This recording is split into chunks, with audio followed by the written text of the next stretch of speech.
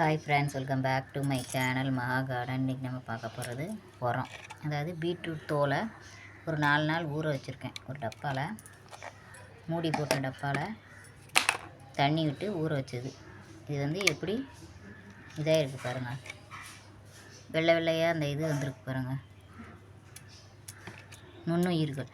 அதாவது இது நம்ம செடிகளுக்கு விட்டோம்னா நல்லா செடிகள் ஃபாஸ்ட்டாக வளரும். இயற்கையான உரம்.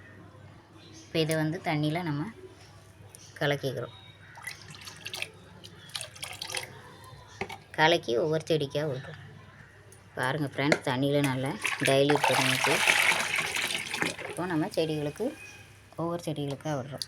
இப்போ இதை எடுத்து ஒவ்வொரு செடிகளுக்காக நம்ம உரமாக கொடுக்க போகிறோம். மருதாணி செடி, காஷ்மீரி ரோஜா,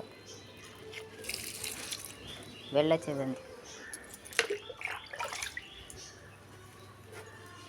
இது கத்திரிக்காய் செடி, ஒயிட்டு கத்திரிக்காய்.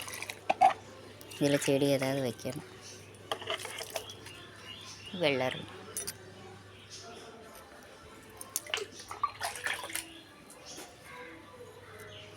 இல்லை சீனரைக்காய் விதைகள் போட்டது எல்லாமே வந்திருக்கு. 5-6 செடிகள் வந்திருக்கு. அதுக்கு விட்டுக்கிடுவோம். இது இருவாச்சி மல்லி, கீழே வச்சுருந்தேன் வரல, அதனால் இது மேலே கொண்டு வந்து வச்சுருக்கேன். இது ஒயிட் ரோஜா, இது pink colour, pink and white. அதான் துளுத்து வருது. இது ஒரு கத்திரிக்காய்.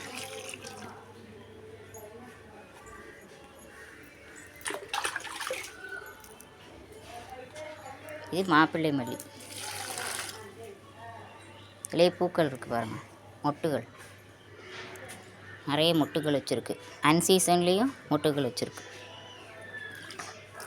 இது வந்து பன்னீர் ரோஜா. இப்போ தான் ஒரே ஒரு மொட்டு வந்திருக்கு, லைட் கலர் பிங்க். தக்காளி செடி. எல்லாத்துக்கும் உரமாக கொடுக்குறோம். ஓகே ஃப்ரெண்ட்ஸ், இந்த வீடியோ பிடிச்சிருந்தா லைக் பண்ணுங்கள், ஷேர் பண்ணுங்கள், கமெண்ட் பண்ணுங்கள். என்னோடய சேனலை மறக்காமல் சப்ஸ்கிரைப் பண்ணி பாருங்கள். Okay, thank you.